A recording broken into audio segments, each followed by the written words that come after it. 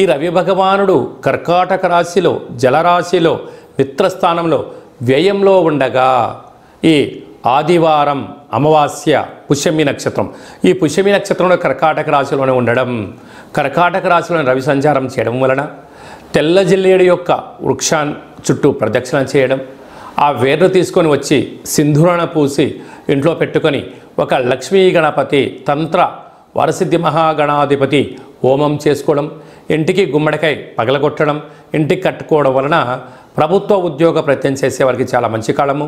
రాజకీయాలు, సేవా రంగాలు, వ్యాపార రంగ కార్యక్రమాల్లో ఉండబడిన వారందరికీ దురుసు ప్రవర్తన పనికిరాదు.